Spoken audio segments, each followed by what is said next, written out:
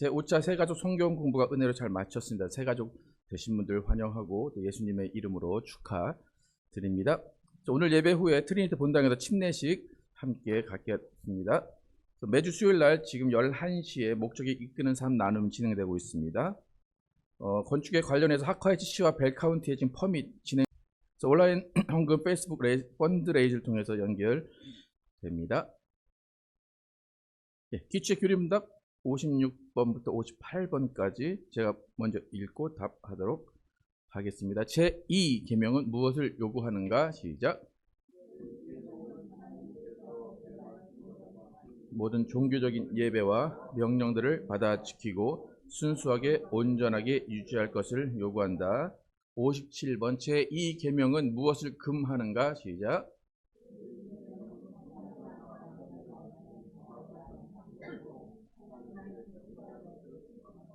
58번 제2 계명을 주신 이유는 무엇인가? 시작.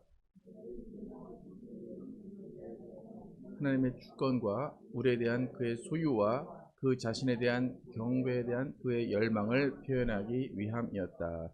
제2 계명이 무엇을 요구하는지 금하는지 주신 이유에 대해서 숙지하시고 여러분의 신앙을 확립하시고 또 전도하시는데 활용하시기 바랍니다. 기도 제목 주시고 계속해서 기도해 주시기 바랍니다.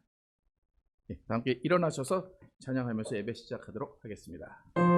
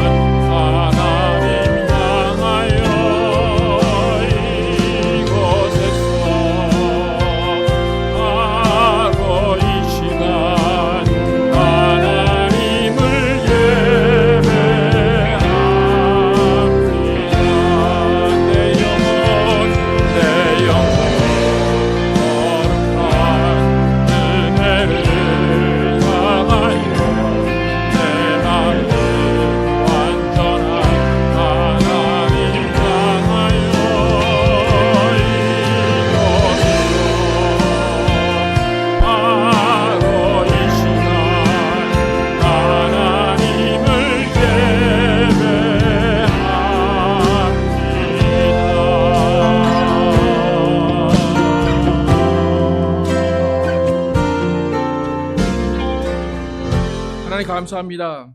오늘도 하나님의 은혜를 사모하여 이곳에 모인 우리를 주목하시고 우리에게 은혜 내려주시고 우리에게 하나님의 사랑을 경험하게 하여 주시기 원합니다. 하나님, 우리의 삶의 목적 하나님의 영광을 위한 것임을 다시 한번 기억합니다. 그 영광에 참여하기 위해서 우리도 주님 앞에 나와서 주님의 은혜를 받기를 사모합니다. 하나님께서 우리와 함께 하심을 또 경험하기 위해서 이 자리에 모였사오니 하나님, 우리의 아픔과 슬픔, 모든 걱정, 근심 내려놓고 주님께 나아갈 때 우리에게 정말 기쁨으로 하나님을 배울 수 있게 하여 주시기 원합니다. 우리가 하나님께 드리는 예배가 신령과 진정으로 드려진 예배 되게 도와주시고 하나님이 홀로 영광 받으시고 기뻐하시는 예배 되게 하여 주시기 원합니다. 우리에게 정말로 주님이 주신 귀한 시간을 아끼고 그 귀한 시간을 주님께 헌신하는 우리의 삶이 되게 도와주시고 이 예배도 하나님께 집중하는 시간 되게 하여 주시기 원합니다. 예수 그리스도의 이름으로 기도드렸습니다. 아멘. 주안의 독생자 예수 함께 찬양하도록 하겠습니다.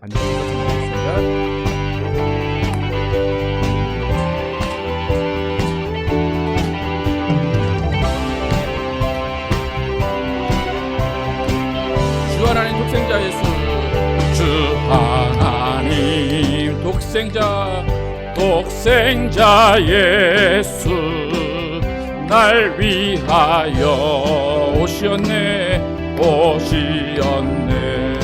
내 모든 죄 용서하시고 죽음에서 부활하신 나의 구세주, 살아계신 주 나의 참된 소망, 걱정 전혀 없네.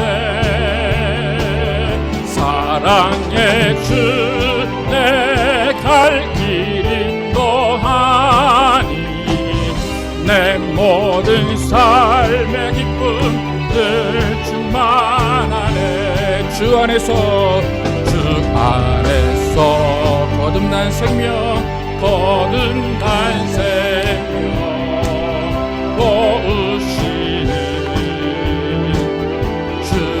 사랑, 기쁨과 확신, 참 기쁨과 확신 가지고 예수님의 도우심을 믿으며 살리. 살아계신 주 나의 참된 소망, 걱정 전혀 없네. 사랑의 주내 갈 길 인도하니 내 모든 삶의 기쁨 늘 충만하네. 그 언젠가 주 뵐 때까지 주를 위해 싸우리라 승리의 길 멀고 험해도 주님께서 나의 앞길 지켜주시리. 살아계신 주 나의 참된 소망, 걱정 근심 전혀 없네. 사랑의 주내 갈 길 인도하니 내 모든 삶의 기쁨 늘 충만. 다시 한번 살아계신 주 나의 참된 소망, 걱정 근심 전혀 없네. 사랑의 주 내 갈 길 인도하니 내 모든 삶의 기쁨 늘 충만하네.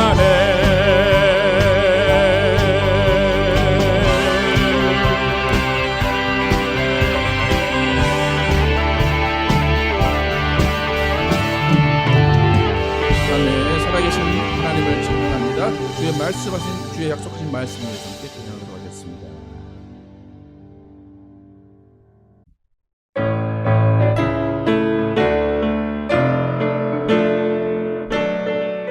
주님 약속하신 말씀에서, 주님 약속하신 말씀 위에서 영원토록 주를 찬송하리라.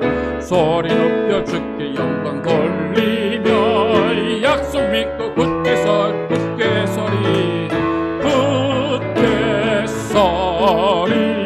영원하신 말씀 위에 굳게 서리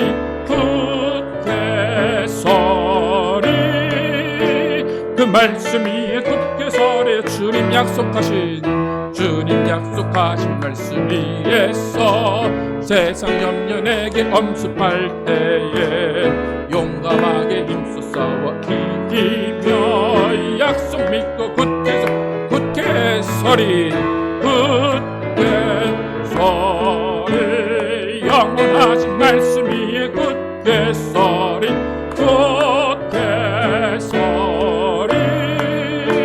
그 말씀 위에 굳게 서리라.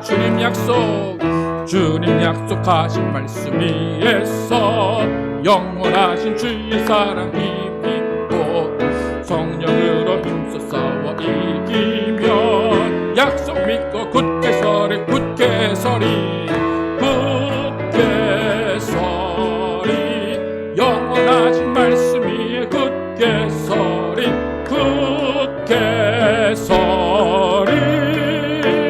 그 말씀 위에 굳게 서리라. 주님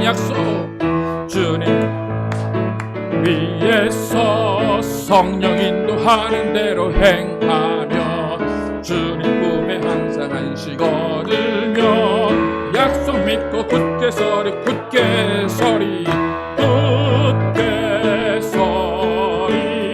영원하신 말씀 위에 굳게 서리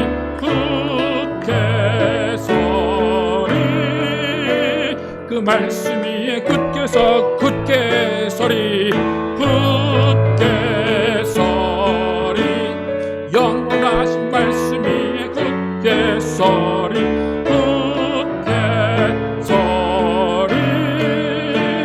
그 말씀 위에 굳게 서리라. 하나님 감사합니다. 말씀이 육신이 되어서 이 땅에 오신 예수 그리스도께서 우리를 구원해 주시고 우리를 하나님의 자녀 삼아 주셔서 우리가 하나님의 말씀을 들을 수 있게 하시고 그의 음성을 들을 수 있게 하시고 그의 명령에 순종할 수 있게 하심을 감사합니다.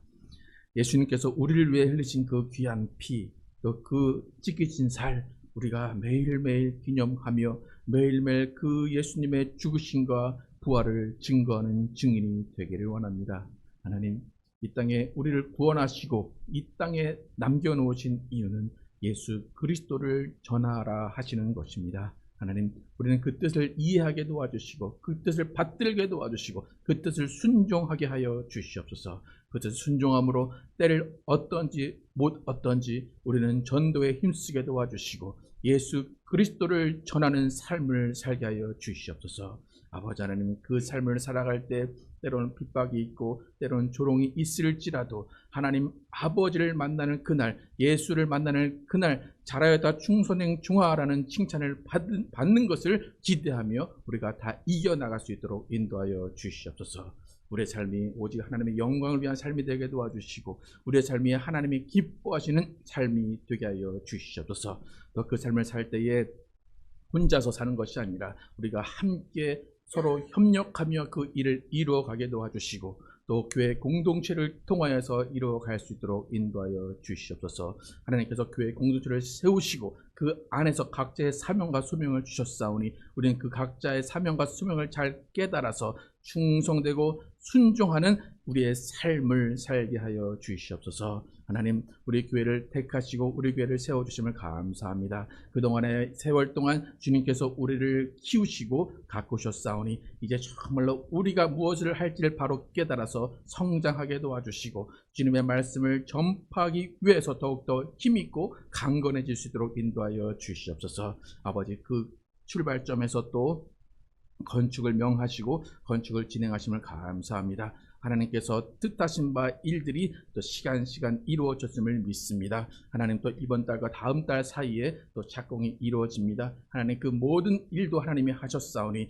모든 아름다운 성전이 지어지는 그때까지 하나님 일하여 주시고 우리는 순종하며 주님의 뜻을 받들 수 있도록 인도하여 주시옵소서. 오직 정말로 주님이 그 완공하시는 그날 우리가 함께 영광 돌리며 주님이 하셨다는 것을 기뻐하며 찬양할 수 있도록 인도하여 주시옵소서. 아버지 하나님 또 우리가 각자의 삶의 터전에서 살아갑니다. 각 가정들 하나님께 지켜주시고 각 가정들의 정말 믿음 위에 말씀 위에 바로 설 수 있도록 인도하여 주시옵소서. 모든 일들과 모든 행함이 또 말씀으로 행할 수 있도록 인도하여 주시고 기도와 말씀이 가정 가운데 끊이지 않도록 인도하여 주시옵소서. 특별히 가정이 화목하게 도와주시고 행복하게 도와주시고 가정 가운데 위로가 넘쳐날 수 있도록 인도하여 주시옵소서. 무엇보다 우리 자녀들 붙잡아 주시고 이 어려운 세대에 말세라고 하는 이 세대에 예수 그리스도를 만나게 하시고 그리스도를 부르게 하시고 그리스도께 사용될 수 있도록 인도하여 주시옵소서. 그래서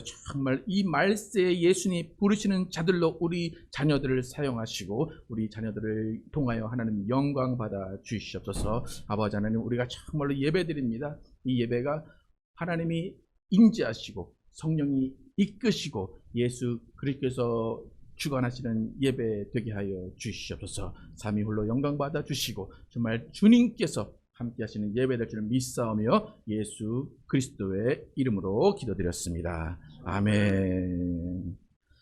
이 시간에 새가족 성경 수료식을 하도록 하겠습니다. 지난 12주 동안 세 분이 이제 참석하셔서 함께 수료를 하셨습니다. 12주간 우리가 이곳에서 모여서 교제를 통하여서 이제 토론을 하고 그러면서 이제 신앙을 함께 나눴습니다. 오늘 세 분 함께 앞으로 나오셔서 수료식을 하도록 하겠습니다. 손기섭 집사님, 또 박신희 집사님, 또 이소원 집사님 함께 나오시겠습니다.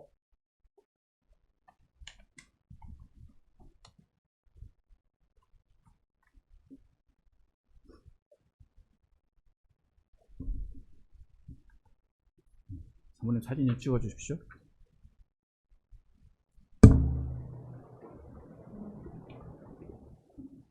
일렬로 서시는 거예요?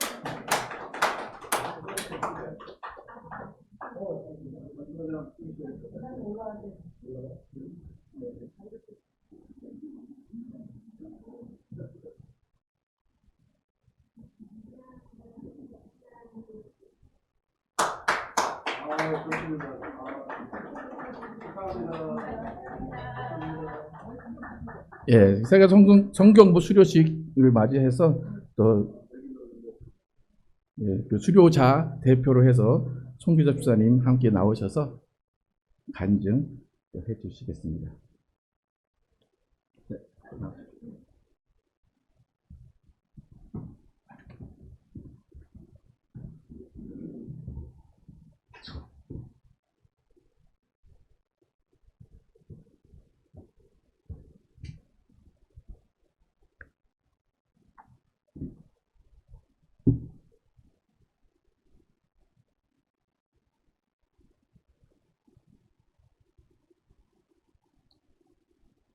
반갑습니다.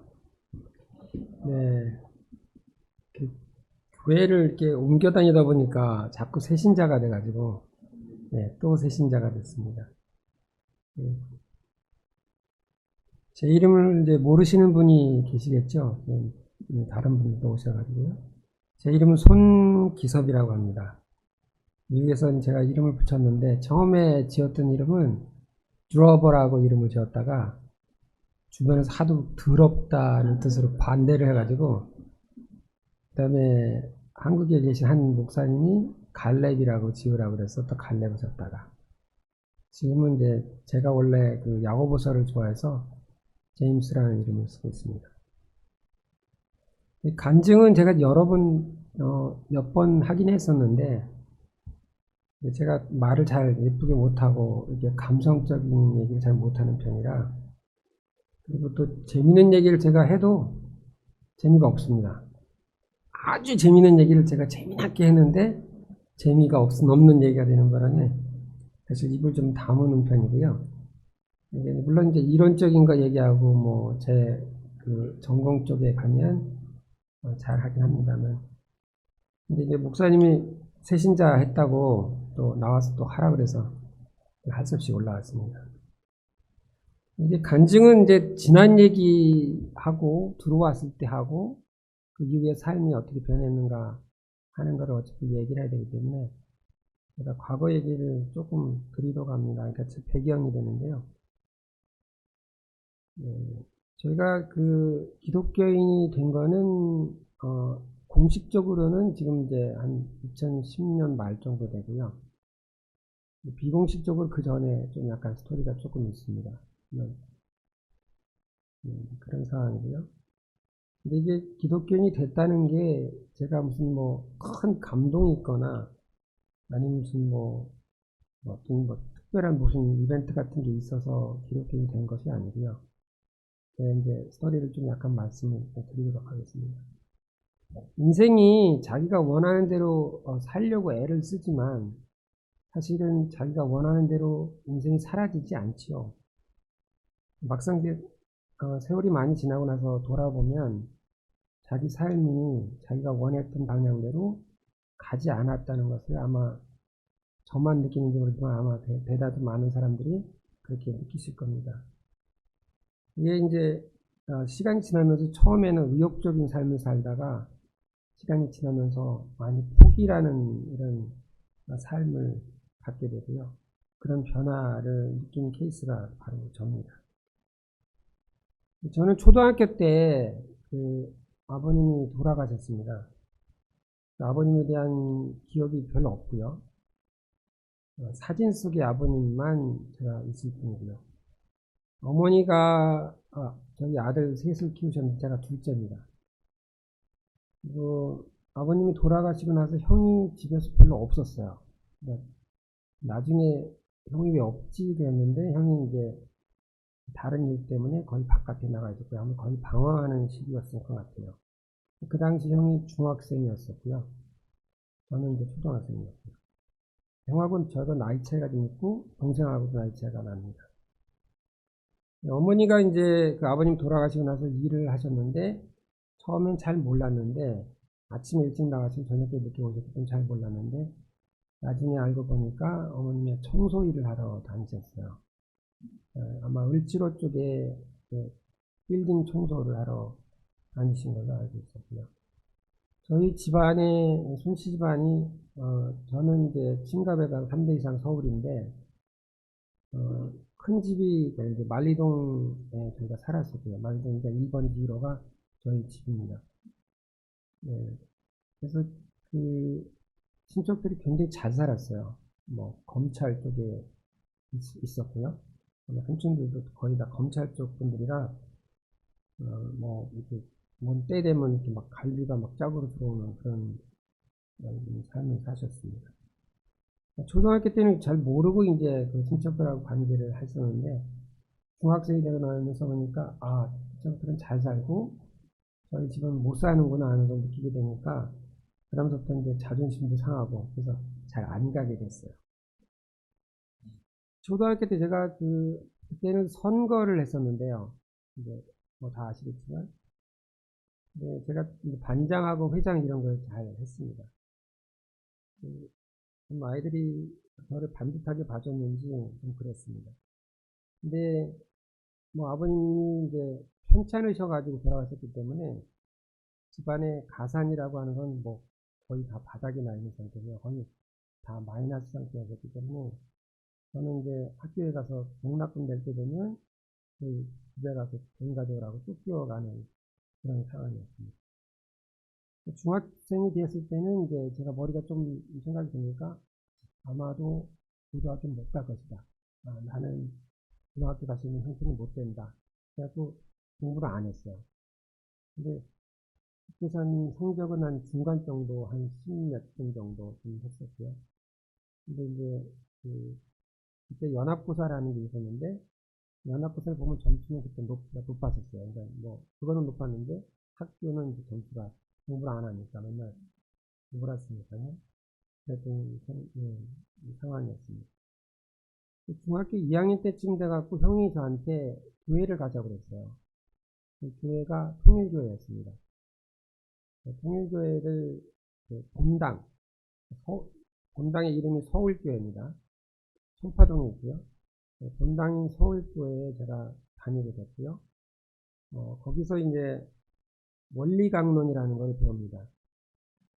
원리강론에는 이제 이론적인 부분이 상당히 많이 있는데요. 아담과 하나님이 계시고 아담과 이브가 있고요. 그 아담과 이브 사이에 어떤 작용을 통해서 이제 자녀가 생기고 그 가정이 만들어지고 하나님 아래서 가정이 어떻게 만들어지는지 하는 등등의 이야기를 굉장히 이제 이론적이고 합리적인 방법으로 이제 설명이 있습니다. 책자가 있고요. 원리강론 책은 한 이 정도 두꺼운 책이고요. 그걸 요약해갖고 학생용으로 만든 책이 또 따로 있어요.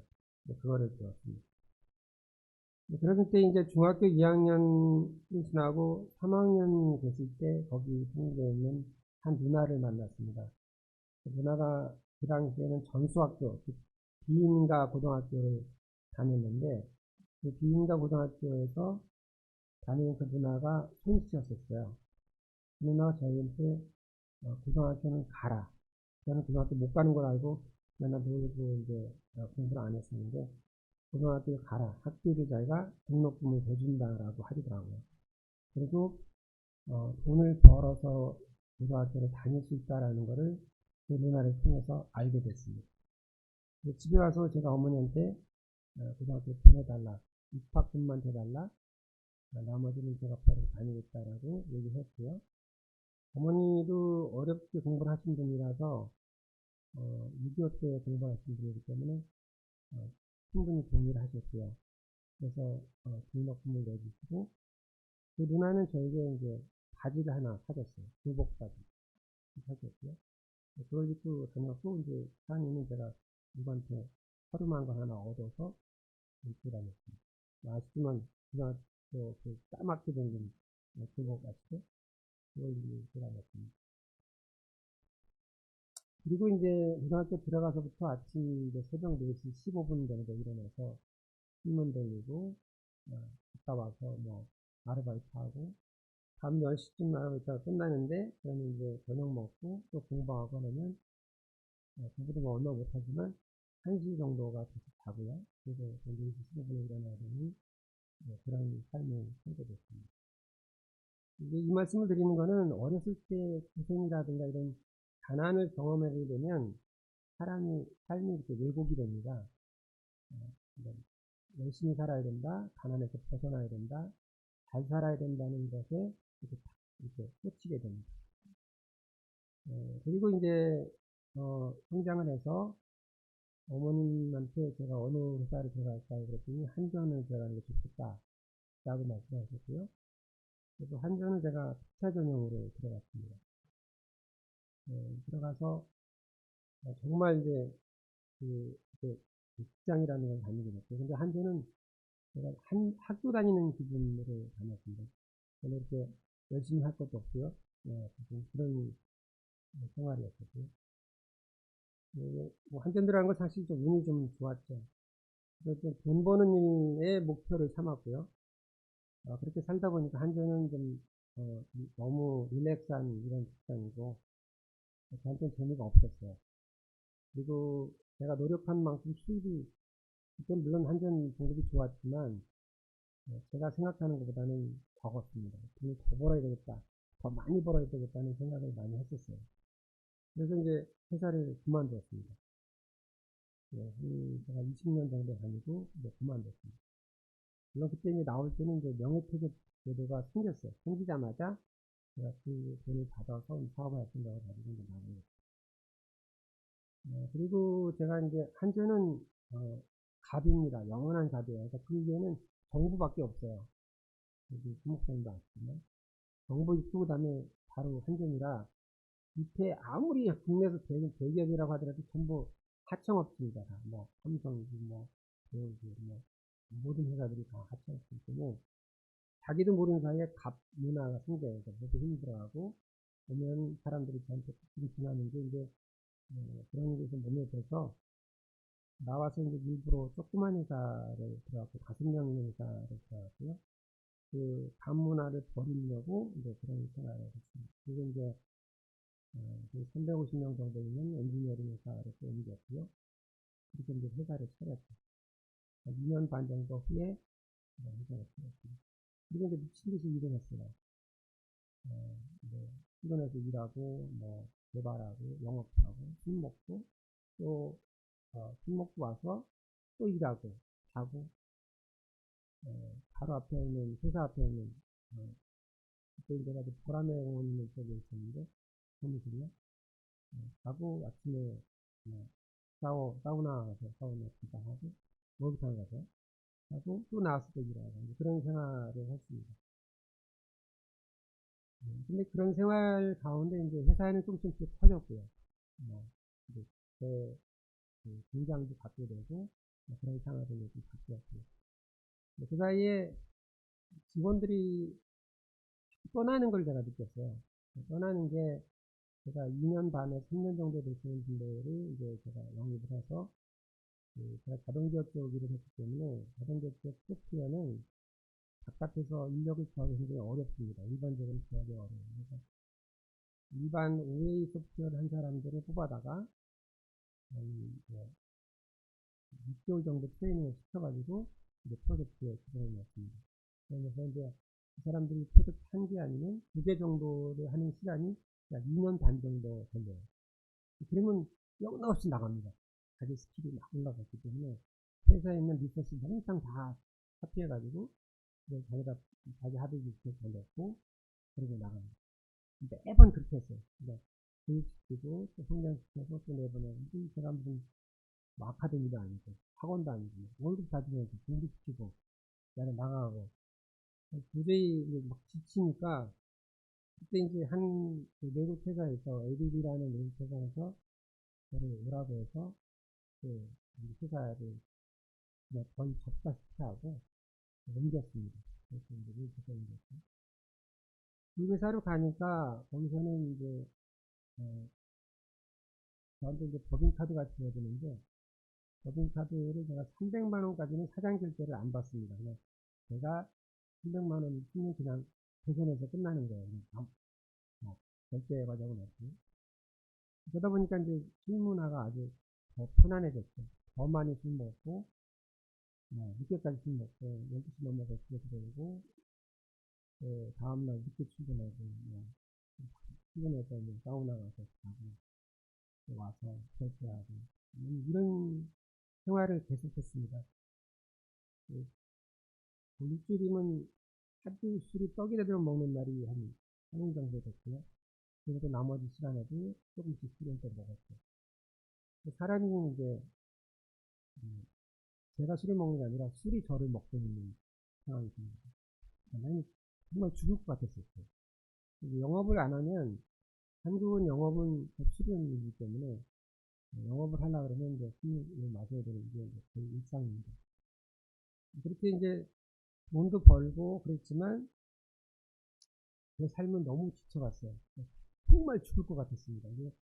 술 약속이 잡히면, 도살장에 끌려가는 그런 기분이었어요. 정말 죽을 것 같아요. 근데 더 이상 못하겠다. 그만둬야 되겠다. 그런 생각이 막 너무 많이 들 때였습니다.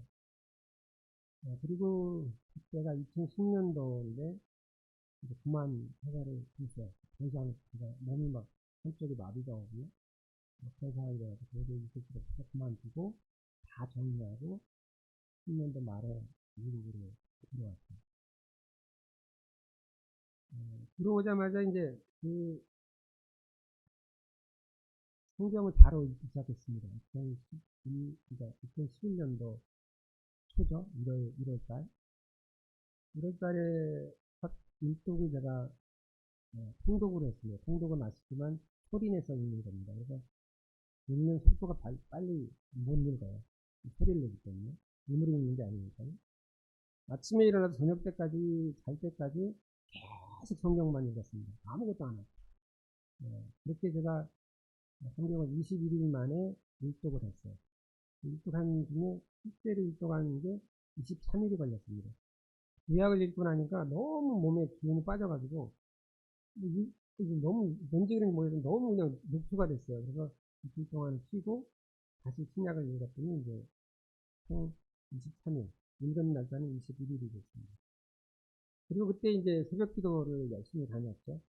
그리고 이제 하나님에게 기도하고 이런 것을 연습하기 시작했습니다. 하나님을 알았다고 해서 알게 된다고 해서 현실이 달라지는 건 없죠. 현실이 달라지지 않는 만큼 저는 더 성경 속으로 빠져 들어갔습니다. 더 성경에 매달렸고요. 설교 위주보다는 성경 속에서 제가 모든 것을 찾으려고 했고요. 세상하고는 더 깊게 단절하는 완전히 세상의 그 신문화라든가 이런 걸 끊으려고 더 성경 속에 있었습니다. 그리고 이제 1년 정도 그렇게 지나서 다시 이제 생활이 이제 돈을 벌어야 되니까요. 제가 1년쯤 지난 후에 이제 한국의 연구소의 회장으로 가게 됐어요. 이 가는 이유는 술 안 먹을 것 같아서 연구소니까 술 안 먹을 것 같아요. 근데 거기 연구소에 연구 프로젝트가 있습니다. 연구 프로젝트가 제가 한전 출신이니까 한전이랑 관련된 연구 프로젝트가 있어요. 그러면 이제 거기 술 먹는 자리가 생기고요. 직원들하고도 술 먹어야 되고. 그러다 보니까 다시 옛날 생활로 돌아가는 모습이 보였어요. 그때 이제 제가 이제 좀 여기서 더 이상 또 다시 옛날로 들어갈 수 없으니 딴 데로 좀 도망가야겠다, 바꿔야 되겠다라는 생각을 하게 됐습니다. 그러던 차에 이제 한 삼성 엔지니어링 쪽에서 의뢰가 왔었고, 이제 인터뷰를 하고, 면접을 하고, 거기서 수석 자리를 하나 얻어가지고, 제가 멕시코를 오게 됐습니다. 멕시코의 삶도 똑같았습니다. 제가 새벽 4시 반 정도에 일어나고요. 그냥 성경 읽고, 출근하고, 점심 때 성경 읽고, 저녁 때 와서 성경 읽고. 사람들은 뭐, 멕시코는 술을 먹는 나라이기 때문에 다 술 먹고 뭐 그렇게 지내지만, 저는 안 먹어야 되니까, 방에 가서 그냥 성경만 읽다가 자고, 그리고 아침에 또 똑같은 생활을 계속 반복했습니다. 주변 사람들은 저를 아주 이상한 사람으로 봤죠. 그렇게 이제 그 당시에는 한 1년에 4독 정도를 그렇게 했고요. 제가 얘기가 좀 너무 길어졌네요. 제가 그때 믿음이라는 단어가 저는 굉장히 싫었어요. 왜 믿음이 싫었냐면 모르기 때문에 믿는다고 생각했습니다. 알면은 믿음이 필요 없다. 그러니까 알면 저절로 그냥 아는 것만으로 그냥 믿음이 없이 있을 수 있다고 생각했습니다. 그래서 이제 관련된 성경 외에도 관련된 책을 만들고요. 외경도 보고 다른 성경도 많이 찾게 되고 기독교 외에 반기독교 쪽도 찾게 되고 많은 서적을 많이 접하게 됐죠. 그러던 차에 제가 하나 느꼈던 게 예수님 말씀처럼 하늘나라는 지식으로 가는 것이 아니라는 것을 느꼈습니다. 그리고 어린아이 같은 믿음이 있는 자만이 하늘나라에 갈 수 있다는 생각이 들어왔고, 신학은 믿음을 망치고 지식은 하나님과의 거리를 멀게 하며 율법을 만들고 바리새인이 되는 기회라는 생각이 들었습니다. 그 순간 때 제가 성경 읽기를 중단했습니다. 글 쓰는 것도 중단하고 성경 관련된 책을 보는 것도 중단했습니다. 믿음은 자유입니다. 믿음은 흐뭇함이고 믿음은 평안이고 한편 믿음은 포기입니다. 나를 버리고 나를 죽이고 나를 잊고 그런 과정을 통해서만이 믿음 속으로 예수님께로 가까이 갈 수 있습니다. 하이츠 교회는 아마 여러분들 제가 조금 이제 좋은 지 오래 안 됐고 모르지만 이야기를 나눠보면 다른 여러 교회를 통해서 여러 가지 이제 어려운 상황도 겪고 힘드신 분들이 아마 오신 걸로 제가 느끼고 있습니다. 기독교인이라고 해서 믿음 안에 있다고 해갖고 다 기독교인이 아니죠. 이 안에 자기 나라의 상처도 있고 정죄도 있고 손가락질도 있고 있는 것이 교회입니다. 이 모든 것을 없애는 방법은 역시 다른 방법은 없습니다. 우리는 예수님을 보는 것뿐입니다. 하나님을 보면 좋지만 하나님을 볼 수 없고 잘 이해할 수 없고 아무리 뭐 책을 찾거나 공부를 하려고 해도 하나님은 잘 알 수 없기 때문에 예수님은 성경에 있습니다. 실존하셨고요. 계셨기 때문에 예수님의 삶을 아니까 예수님의 삶을 통해서 우리는 믿음이라는 것으로 따라갈 수 있습니다. 그리고 저 또한 예수님의 삶을 통해서 그 모습을 흉내내고 따라가고 있는 중입니다. 현실은 기독교인이 됐다고 해서 현실을 벗어날 수 있을 거라는 생각을 합니다. 그러나 기독교인이 됐다고 해서 현실하고 멀어질 수 없고 현실하고 떨어질 수 없는 게 현실입니다. 차라리 처음 기독교를 제가 알았을 때 현실을 아는 기독교, 현실을 인정하는 기독교, 현실 속에 있는 기독교를 많이 배웠다면 현실을 너무 멀리 하려고 거리를 들려가고 과거 인연을 다 끊으려고 할 때 노력이 다른 방법으로 표현이 되지 않았을까 하는 생각을 합니다. 지금도 마찬가지입니다. 과거에 있는 않았던 제가 미국에 들어올 때 1200명이라는 사람의 핸드폰에 사람 명단이 있더라고요. 그래서 술과 관련된 사람들을 다 지우었더니 한 명도 남는 사람이 없었어요. 다 지웠습니다. 지금도 아무하고도 연락 안 합니다. 동창이고 뭐 친구고 뭐 다 술이더라고요. 다 끊었습니다. 물론 그 중에 정말 버릴 수 없는 친구 한 명 제가 기억하고 있고 일본에 사는 친구가 하나 있고 뭐 두세 명 정도는 제가 연락을 합니다. 이렇게 현실하고 멀어지려는 기독교는 사실 삶 전체를 왜곡시키고 변형시키기가 쉽습니다. 제 삶이 꼭 그런 것 같아요. 지금이라도 바꾸고 싶은 생각이 조금 있습니다. 그러나 제가 술 먹는 문화로 돌아갈 수는 없습니다. 절대로 그렇게 하지는 않을 겁니다. 앞으로 물론 저는 또 넘어질 것이고 또 죽을 겁니다. 오늘 제가 승리를 받는 날인데 이제 오늘 친구는 내일은 제가 없습니다. 그러니까 지금 아마 목사님이 불에서 제가 안 꺼내실 거예요. 제가 부탁드렸습니다. 완전 지키기. 예수님이 이루었다는 말을 하시고 실천하셨죠. 그러나 저희 삶은 물론 이루었다는 말을 못할 겁니다. 살아온 삶, 또 앞으로의 삶이 기독교인으로서 더 부끄럽지 않은 그런 삶이 되기를 기도하면서 간증을 마치겠습니다. 감사합니다.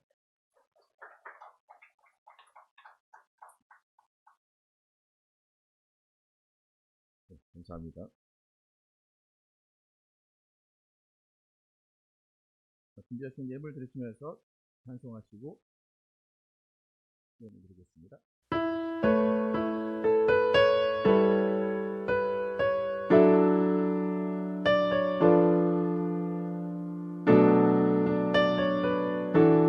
바로 헌금 시작해 주십시오.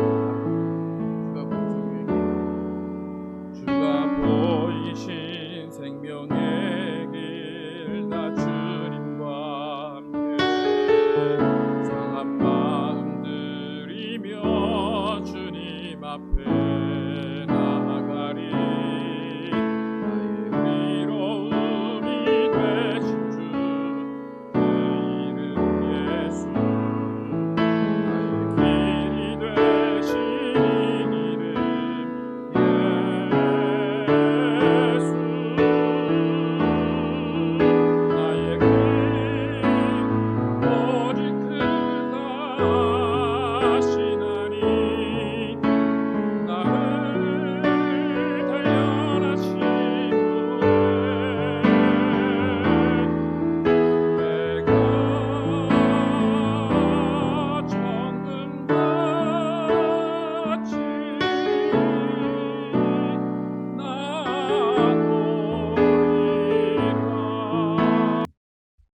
시간이 많이 갔는데 성경 함께 읽겠습니다. 사도행전 5장 42절에서 6장 7절까지 함께 읽도록 하겠습니다.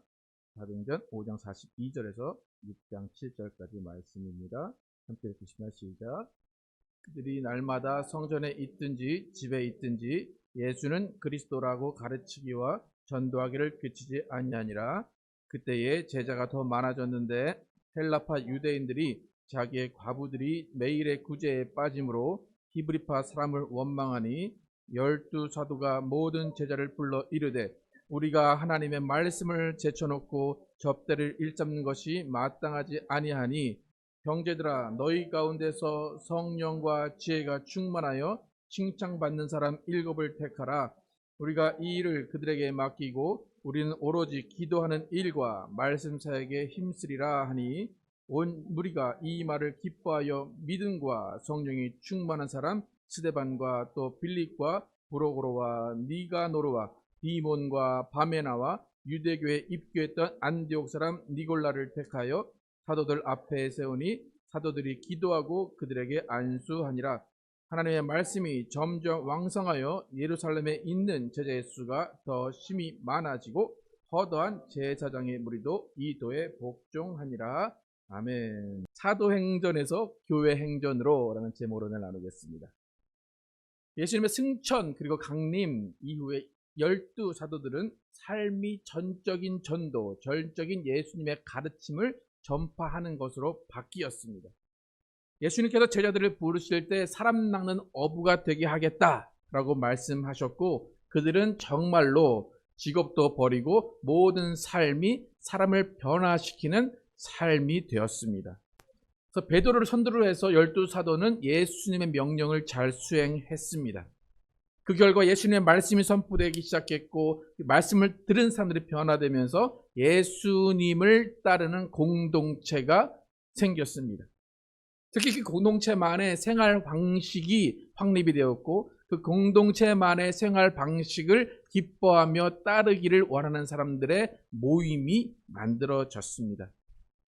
특히 그들의 생활 방식 중에 가장 두드러진 것은 가진 자들이 재산을 내어놓고 그것을 서로 통용하면서 그 중에 가난한 자가 없게 되는 그런 삶의 방식을 나눴습니다. 이 모습은 충분히 아름다웠고 충분히 칭송받는 모습이었습니다. 대외적으로 전도도 잘 됐고 말씀도 잘 선포가 됐고 공동체 규모도 커졌습니다. 하지만 공동체 규모가 커지면서 사도들, 12 사도들이 미치지 못하는 부분이 생기기 시작했습니다. 오늘 보면 42절과 1절을 다시 한번 읽어보면 그들이 날마다 성전에 있든지 집에 있든지 예수는 그리스도라고 가르치기와 전도하기를 그치지 아니하니라. 그때에 제자가 더 많아졌는데 헬라파 유대인들이 자기의 과부들이 매일의 구제에 빠짐으로 히브리파 사람을 원망하니 대외적으로는 전도가 잘 됐고 언제든지 예수를 전했습니다. 그런데 제자들이 많아진 순간 그 순간에 헬라파 유대인과 히브리파 유대인들 간의 갈등이 생기기 시작했습니다. 그러니까 12 사도들의 손길이 미치지 못하는 곳에서부터 불만의 소리가 조금씩 나오기 시작했습니다. 그러니까 아름다운 공동체라고 칭송받던 그 곳에서 조금씩 조화가 깨어지기 시작했습니다. 오늘 드러난 문제는 그냥 과부의 구제에 관한 문제이긴 한데 잘 들여다보면 여기도 나오지만 헬라파 유대인들과 히브리파 유대인들의 갈등입니다. 그러니까 헬라파 유대인과 히브리파 유대인들이 왜 갈라졌는지 왜 이렇게 나누어졌는지에 대한 역사적인 그리고 지역적인 설명이 필요한데 헬라파 유대인들은 뭐냐면 이스라엘의 역사 가운데 이스라엘이 바벨론으로 포로로 갈 때 그 바벨론 포로를 따라서 다 함께 이동을 한 사람입니다. 그러니까 유대 지역에서 떠났던 사람들이 헬라파 사람들입니다. 그래서 그 사람들이 나중에 돌아왔음에도 불구하고 그 지역에 살면서 헬라어를 배우고 헬라 문화를 따르며 살던 사람들이 헬라파 사람들입니다. 히브리파 사람들은 계속해서 유대 땅에 남아있던 사람들입니다.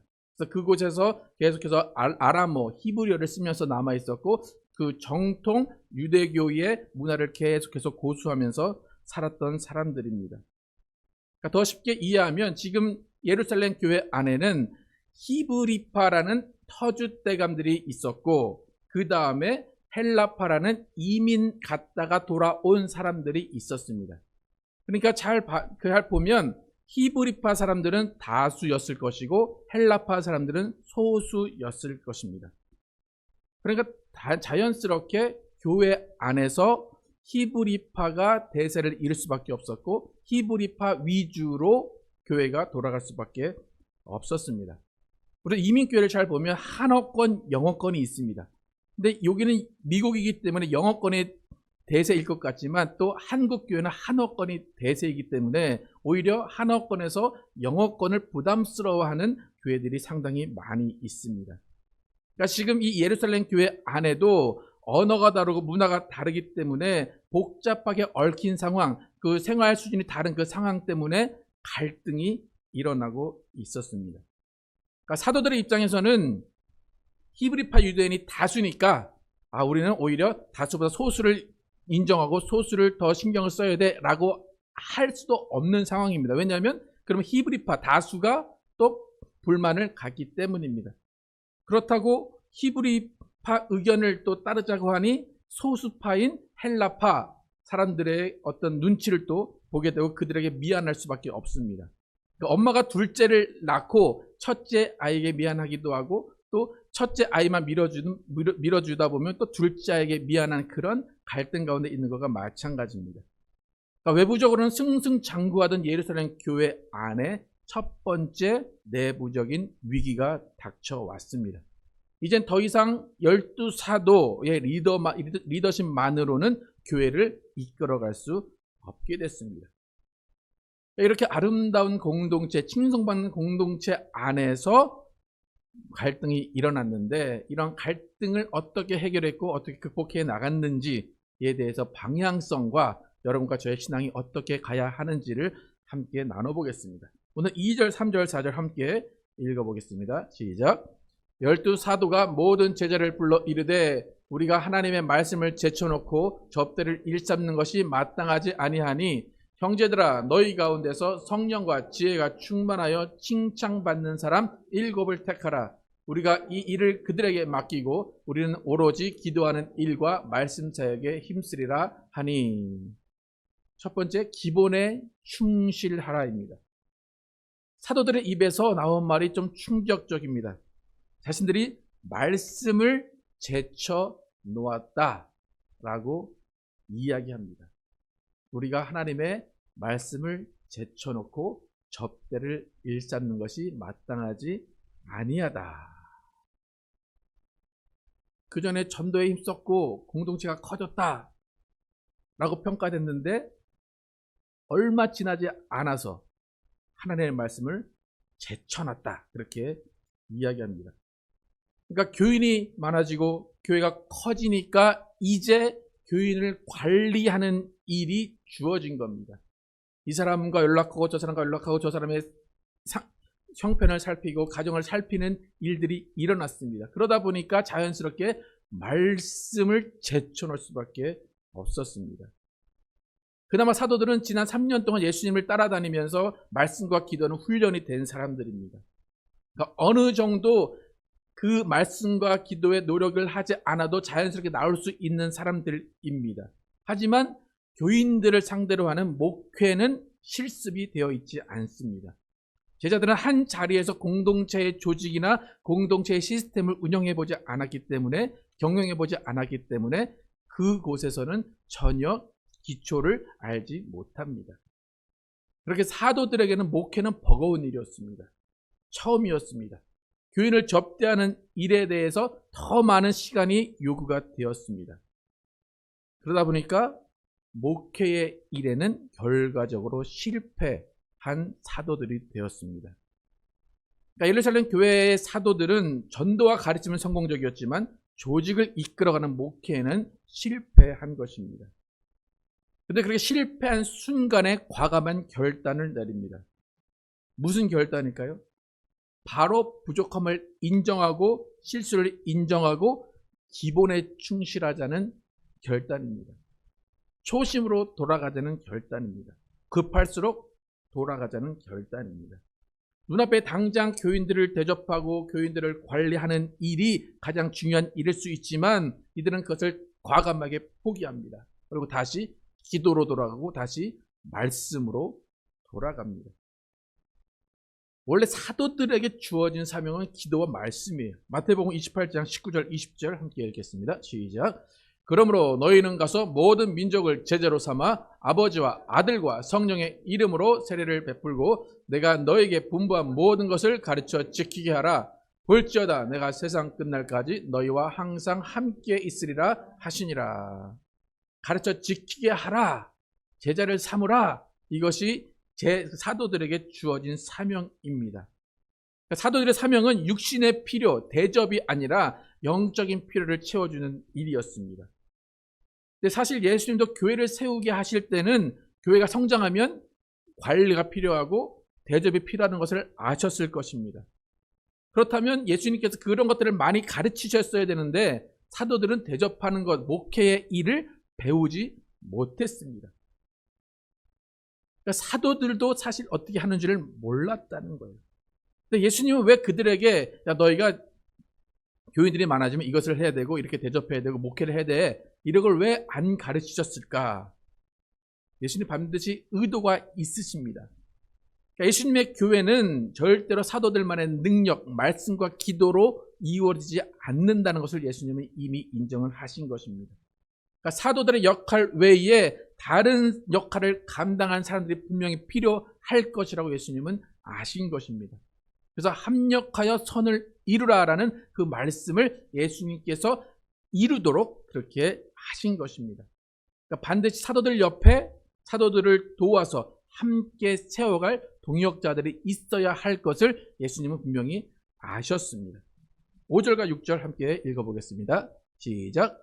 온 무리가 이 말을 기뻐하여 믿음과 성령이 충만한 사람 스데반과 또 빌립과 브로그로와 니가노르와 디몬과 바메나와 유대교에 입교했던 안디옥 사람 니골라를 택하여 사도들 앞에 세우니 사도들이 기도하고 그들에게 안수하니라.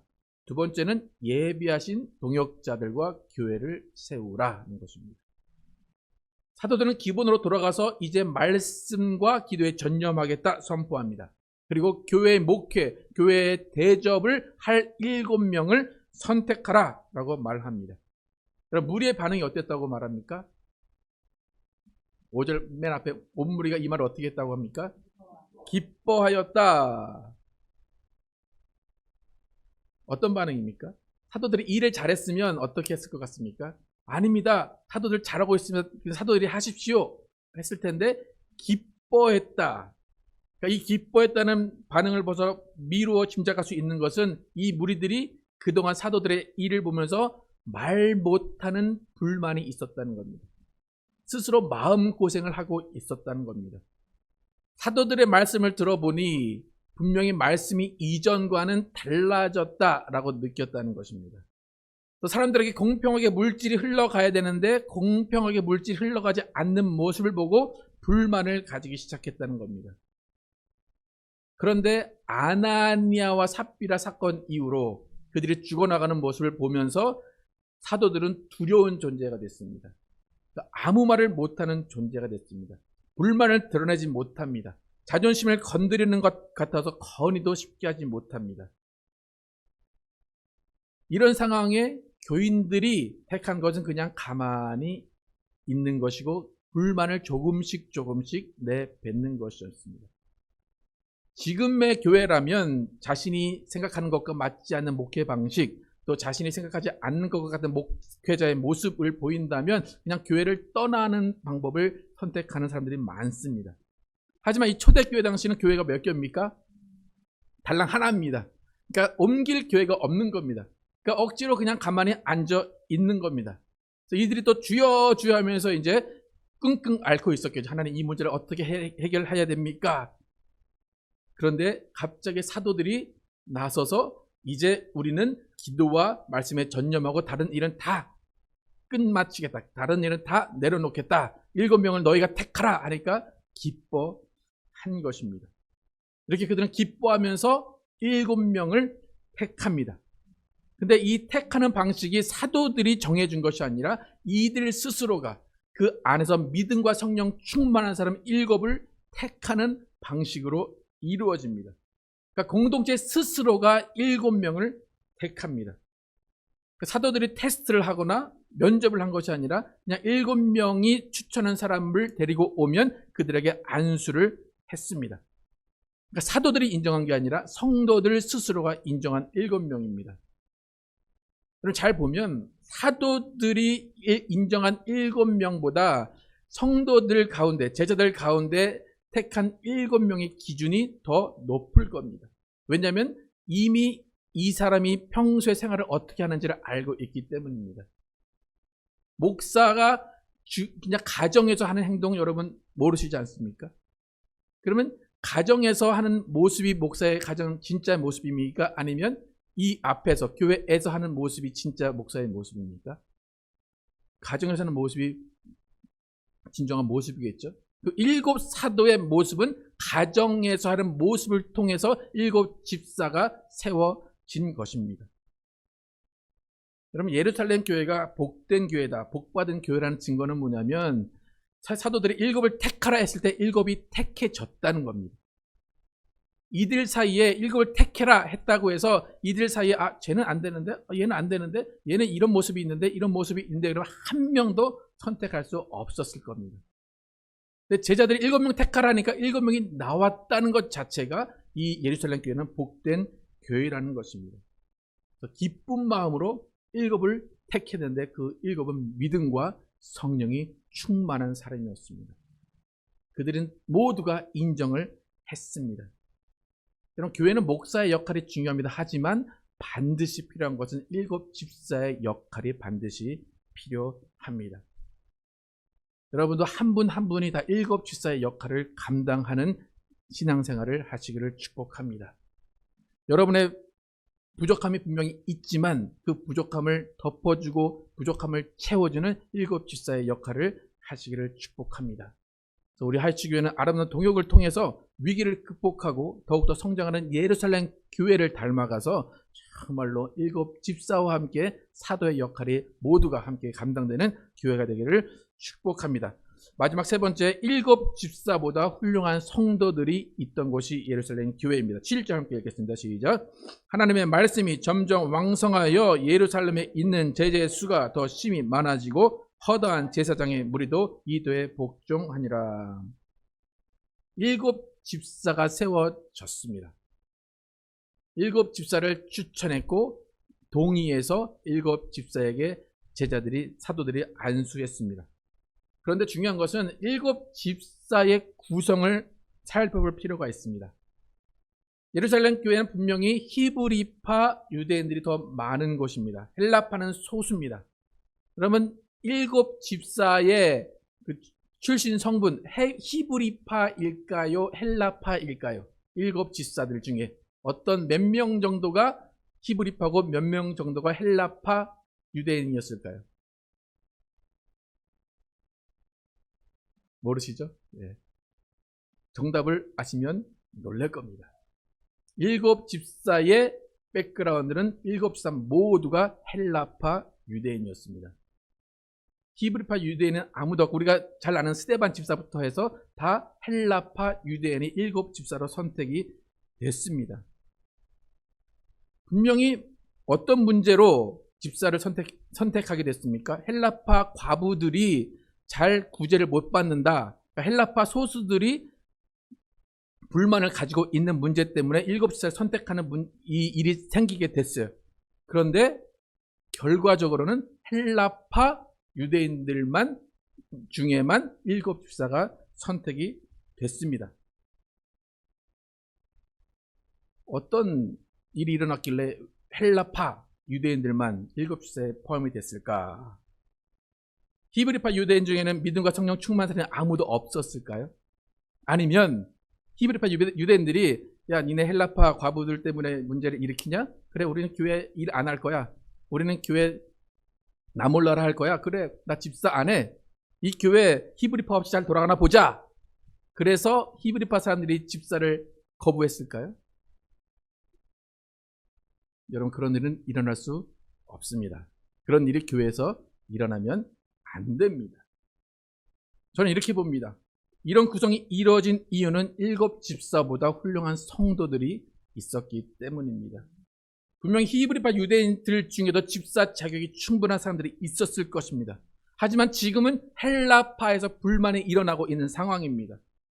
그렇다면 다수의 의견에 의해서, 다수의 추천에 의해서 집사가 뜬다면 분명히 히브리파가 더 많을 겁니다. 그렇게 되면 이 문제는 해결이 되지가 않습니다.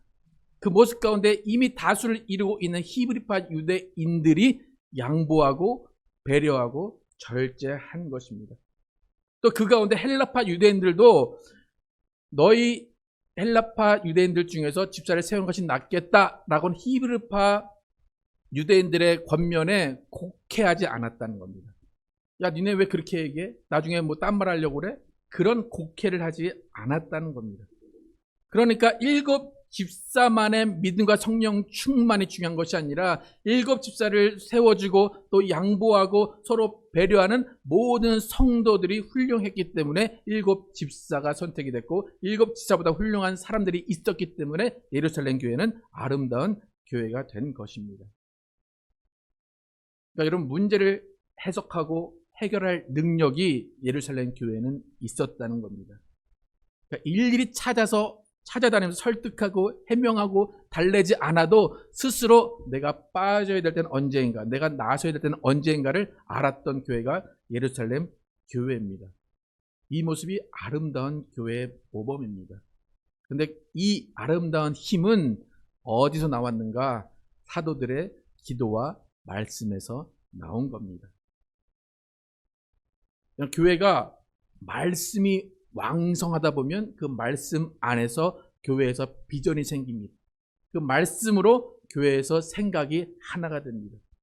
생각과 비전이 하나 되는 모습을 보여주니까 오늘 말씀처럼 제자의 수가 더 심히 많아지고 제사장들, 예수를 죽인 제사장들이 그 도를 버리고 예수님의 도를 따르기 시작했습니다. 여러분, 말씀이 기본으로 돌아가는 말씀이 교회를 살리는 것을 기억하시기 바랍니다. 또 말씀이 기준이 되어서 하나가 된 그 교회는 충성된 7 집사 같은 사람들이 많이 있다는 것을 기억하시기 바랍니다. 그래서 말씀으로 하나 되어서 내 할 바와 내 자리를 스스로 아는 교회가 복된 교회임을 기억하시기 바랍니다. 우리 하이츠교회는 말씀이 살아있는 기본으로 돌아가는 교회가 되기를 축복합니다. 하이츠교회는 언제라도 믿음과 성령 충만한 집사 7이 추천되고 7이 세워지는 교회가 되기를 축복합니다. 하이츠교회는 7 집사보다 더 나은 무리가 모인 교회가 되기를 축복합니다. 그래서 사도와 온 교회가 서로의 부족함을 채워주면서 아름다운 교회를 만들어갔던 예루살렘 교회를 본받아서 조화롭고 아름다운 하이츠 교회를 만들어 가시는 여러분과 제가 되기를 예수의 이름으로 축복합니다. 네, 기도하겠습니다. 하나님 감사합니다. 사도행전 교회, 예루살렘 교회 아름다운 모습이었습니다. 칭송받는 교회였습니다. 제자의 수가 많아졌습니다. 그런데 이곳에서 문제가 발생했습니다. 히브리파 유대인들, 헬라파 유대인들 간에 갈등이 있었습니다. 이 갈등 가운데 사도들의 첫 번째 선택은 초심으로 돌아가는 것이었습니다. 말씀으로 돌아가고 기도로 돌아가는 것이었습니다. 그리고 그들이 할 수 없는 것을 인정하고 부족함을 인정하고 실패를 인정하고 그 일을 맡아서 더 잘할 수 있는 7 집사를 세우기로 했습니다. 그리고 예루살렘 교회는 그 7 집사를 그들 스스로 세웠습니다. 그들 스스로 세우면서 갈등 없이 그들을 세웠습니다. 그런데 결과적으로 그 7 집사는 헬라파 사람들이었습니다. 헬라파들이 소외받고 그들이 불만이 있었던 것을 잘 아는 교회가 헬라파 7명으로 집사를 세웠고 서로가 서로를 양보하며 이때는 무엇을 해야 할지 무엇을 하지 말아야 할지를 아는 성숙한 교회가 됐습니다. 그 교회의 모습은 예수 그리스도의 가르침, 예수 그리스도의 말씀으로 이루어진 것입니다. 하나님, 우리 하이츠교회를 돌아봅니다. 우리 하이츠교회 지금 미약합니다. 그러나 우리 가운데 분명히 일곱 집사의 역할을 감당할 사람들이 있습니다. 하나님, 그리고 또 일곱 집사와 함께 일할 많은 무리가 있을 것입니다. 하나님, 목회자와 많은 성도들이 함께 협력하고 서로가 서로를 도와주고 서로가 서로를 채워주면서 아름다운 하이츠 교회를 이루어 가기를 원합니다. 우리의 모습 가운데 정말 예루살렘 교회의 모습이 있게 도와주시고 사도들의 모습이 있게 도와주시고 일곱 집사의 모습이 있게 도와주시고 일곱 집사보다 훌륭한 온 무리의 모습이 있게 하여 주시옵소서. 그래야 정말로 우리는 우리 안에서만 으쌰으쌰 하면서 서로 칭송하는 것이 아니라 밖에도 칭송받고 내부에서도 서로가 서로를 격려하며 위로하며 사랑하는 교회가 되게 하여 주시옵소서. 하나님, 오늘 또 예수님의 명령에 따라 예수님의 또 피와 살을 기념하는 성찬을 또 거행합니다. 하나님, 예수의 피와 살을 기념하고 또 이것을 전하면서 사는 우리가 되게 도와주시고 예수님의 말씀을 따라 살고 예수님의 말씀을 행하고 말씀을 전하는 우리의 삶이 되게 하여 주시옵소서. 예수 그리스도의 이름으로 기도드렸습니다. 아멘. 오늘 우리는 주의 만찬을 통하여서 하나님의 사랑하시고 기뻐하시는 아들 예수 그리스도께서 속죄의 어린 양으로 오셔서 우리 죄를 위해 십자가에서 피 흘려 죽으심으로 우리에게 죄사함과 구원을 선물로 주신 것을 기억하고 기념합니다. 예수께서 이르시되 내가 진실로 진실로 너에게 이르노니 인자의 살을 먹지 아니하고 인자의 피를 마시지 아니하면 너희 속에 생명이 없느니라. 내 살을 먹고 내 피를 마시는 자는 영생을 가졌고 마지막 날에 내가 그를 다시 살리리니 내 살은 참된 양식이요 내 피는 참된 음료로다. 내 살을 먹고 내 피를 마시는 자는 내 안에 거하고 나도 그 안에 거하나니 살아계신 아버지께서 나를 보내심에 내가 아버지로 인하여 사는 것 같이 나를 먹는 그 사람도 나로 인하여 살리라. 이것은 하늘로서 내려온 떡이니 조상들이 먹고도 죽은 그것과 같지 아니하여 이 떡을 먹는 자는 영원히 살리라.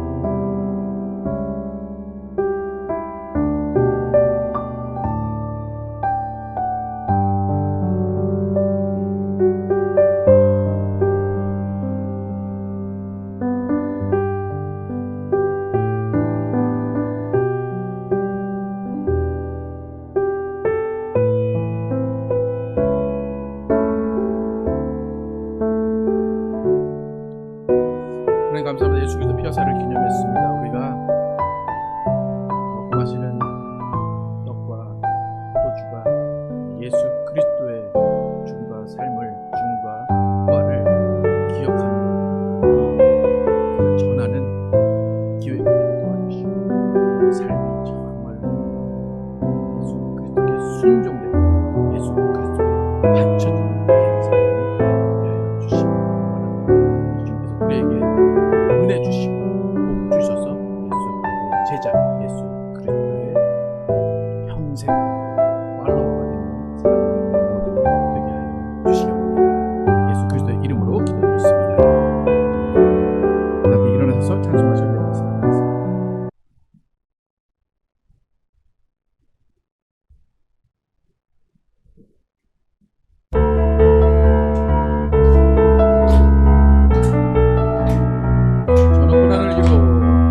저 높은 하늘 위로 맑은 태양 떠오르듯이 난 주저앉지 않으리. 난 주저앉지 않으리. 어떤 어려움에도 주의 길을 선택하리. 빛 가운데로 걸으리. 주님을 크게 보는 믿음 가지고 세상에 나타내리라. 놀라운 주의 사랑을 부품을 안고 일어나리라. 선한 능력으로 일어나리라. 이 땅의 부흥과 회복은 바로 나로부터 시작되리. 주의 꿈을 안고 일어나리라. 선한 능력으로 일어나리라. 이 땅의 부흥과 회복은 바로 나로부터 시작되리. 주님을 크게 보는 믿음 가지고 세상에 나타내리라. 놀라운 주의 사랑을 주의 꿈을 안고 일어나리라. 선한 능력으로 일어나리라. 이 땅의 부흥과 회복은 바로 나로부터 시작되리. 주의 꿈을 안고 일어나리라. 선한 능력으로 일어나리라. 이 땅의 부흥과 회복은 바로 나로부터 시작되리.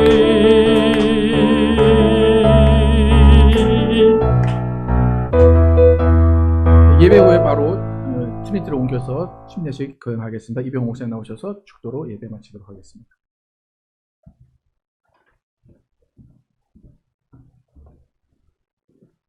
지금은 우리 예수 그리스도의 구속의 은혜와 독생 성자 예수님을 십자가에 내어주시기까지 우리를 사랑하신 하나님 아버지의 영원하신 사랑과 성령님의 교통하심과 인도하심이 오늘 하이치 교회에서 예배드리는 모든 성도들 머리 위에, 그리고 우리가 준비하고 있는 성전에서 예배드릴 예비 성도들의 머리 위에 영원히 함께 하실지어다.